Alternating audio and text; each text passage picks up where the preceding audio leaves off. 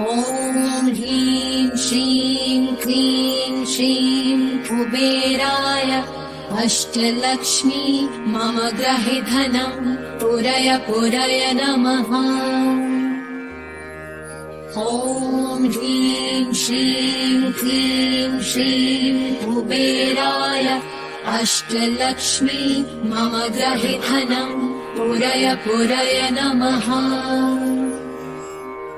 ॐ ह्रीं श्रीं क्लीं श्रीं कुबेराय अष्टलक्ष्मी मम गृहे धनं पुरय पुरय नमः। ॐ ह्रीं श्रीं क्लीं श्रीं कुबेराय अष्टलक्ष्मी मम गृहे धनं पुरय पुरय नमः।